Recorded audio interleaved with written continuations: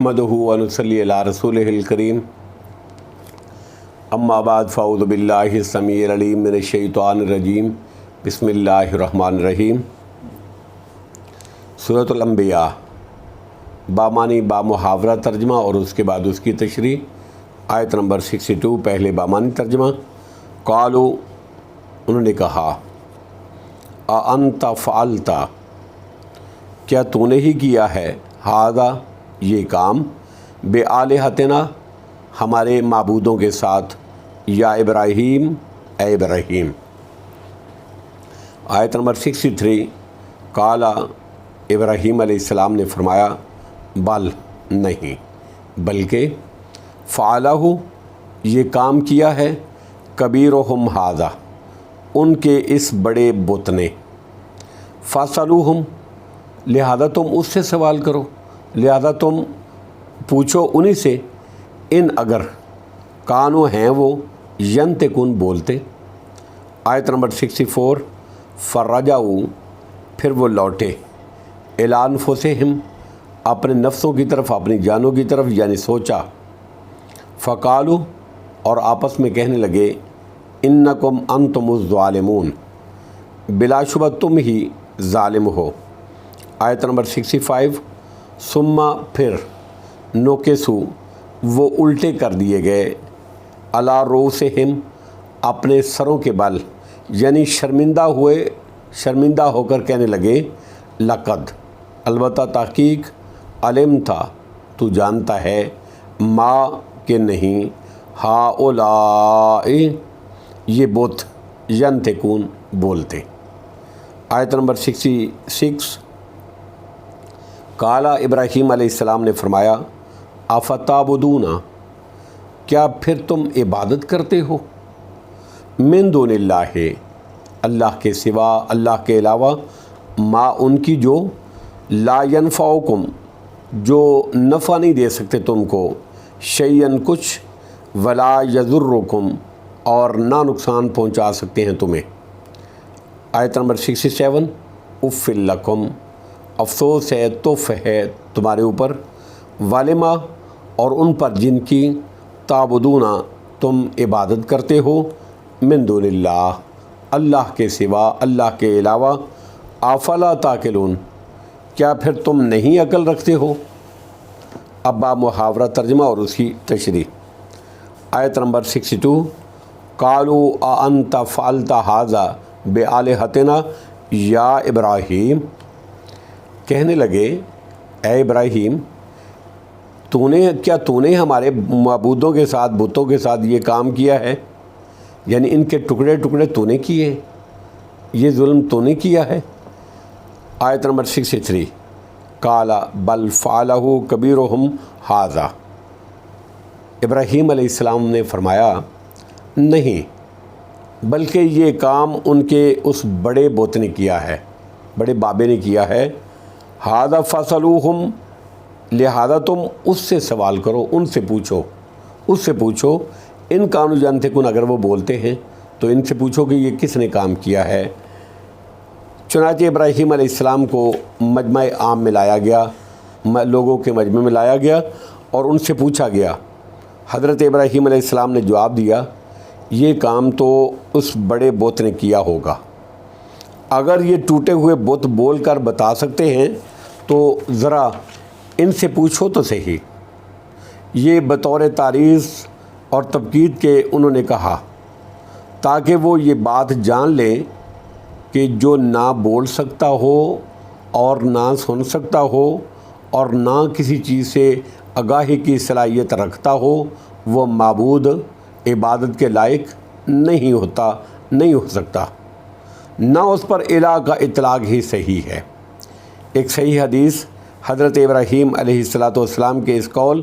بل فعلہ کبیرہم کو لفظ کذب سے تعبیر کیا گیا ہے کہ ابراہیم علیہ السلام نے 3 جھوٹ بولے، 2 اللہ رب العزت کے لیے، اور ایک، یعنی انی سقیم، میں بیمار ہوں، اور دوسرا یہی جو ابھی میں نے بتایا ہے، اور تیسرا حضرت سارہ علیہ السلام اپنی بیوی کو، یعنی بہن کہنا۔ یہ صحیح بخاری کی حدیث نمبر 3358 میں ہے۔ زمانہ حال کے بعد مفسرین نے اس صحیح حدیث کو قرآن کے خلاف باور کر کے اس کا انکار کر دیا ہے اور اس کی صحت پر اصرار کو غلو اور روایت پرستی قرار دیا ہے، لیکن ان کی یہ رائے صحیح نہیں ہے۔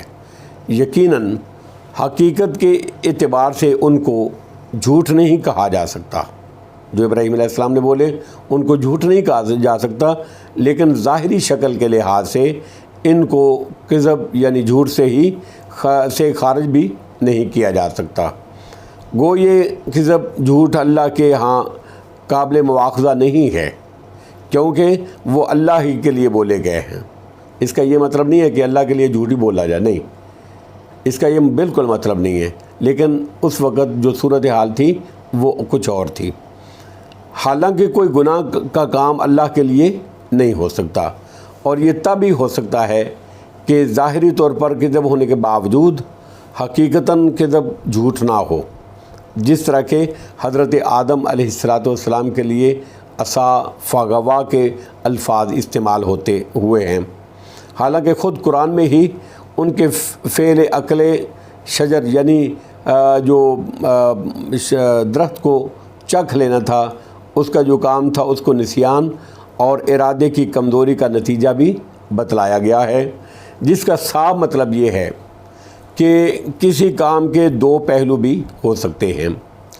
من وجہ اس میں استحسان اور من وجہ ظاہری قباحت کا پہلو ہو بڑے بت کی طرف کیا گیا ہے۔ حضرت ابراہیم علیہ السلام کا یہ قول اس پہلو سے ظاہری طور پر کذب ہی ہے یعنی جھوٹ ہی ہے کہ یہ واقعے کے خلاف تھا۔ بتوں کو انہوں نے خود توڑا تھا، لیکن اس کا انتساب بڑے بت کی طرف کر دیا، لیکن چونکہ مقصد ان کا تعریض اور اثبات توحید تھا، توحید کا ثبوت تھا، توحید کی اپنے واضح تھی، تبلیغ تھی، اس لیے حقیقت کے اعتبار سے ہم اس کو جھوٹ کی بجائے اتمام حجت کا ایک طریق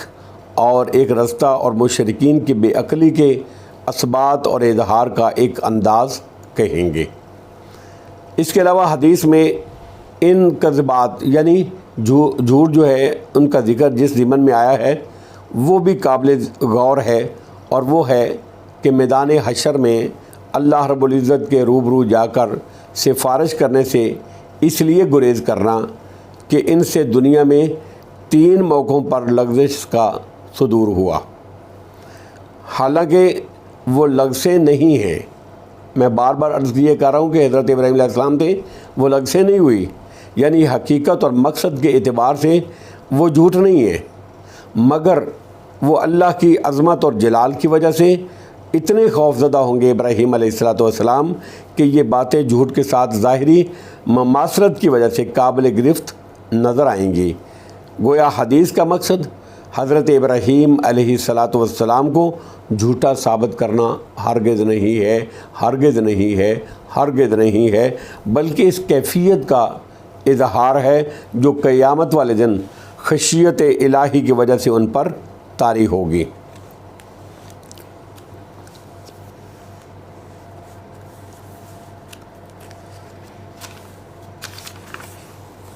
آیت نمبر 64، فَرَجَعُوا إِلَىٰ أَنفُسِهِمْ فَقَالُوا إِنَّكُمْ أَنْتُمُ الظَّالِمُونَ، پھر وہ اپنے نفسوں میں، اپنی جانوں میں سوچتے ہوئے لوٹے،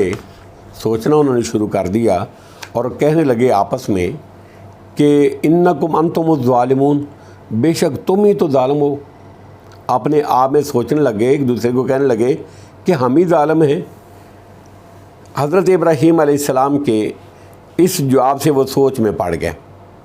اور ایک دوسرے کو لاجواب ہو کر کہنے لگے، واقعی ظالم تو تم ہی ہو، جو اپنی جان سے نقصان پہنچانے والے کا ہاتھ پکڑنے پر قادر نہیں، وہ مستحق عبادت کیسے ہو سکتے ہیں، عبادت ان کی کیسے کی جا سکتی ہے۔ بعض نے یہ مفہوم بیان کیا ہے کہ معبودوں کی عدم حفاظت، ان کی حفاظت پر ایک دوسرے کو ملامت کی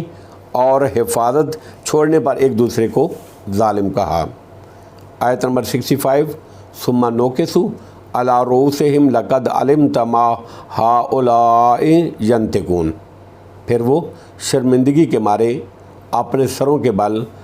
ऊंधे हो रहे लक़द अलिमत मा हाउलाइ यंतिकून, और कहने लगे बिलाशुबा तू जानता है इब्राहीम कि ये बुत बोलते नहीं हैं। मा हाउलाइ यंतिकून, इब्राहीम तू जानता है कि ये बुत बोलते नहीं हैं।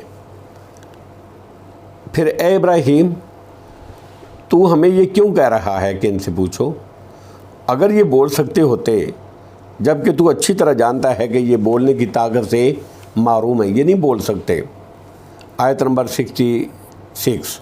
काल अफ़तअबुदून मिन दूनिल्लाहि, तो इब्राहीम अलैहिस्सलातु वस्सलाम मवाहिदीन में से थे, मवाहिद थे। उन्होंने फ़ौरन इब्राहीम अलैहिस्सलाम कहने लगे अफ़तअबुदून मिन दूनिल्लाहि, क्या फिर तुम अल्लाह के अलावा,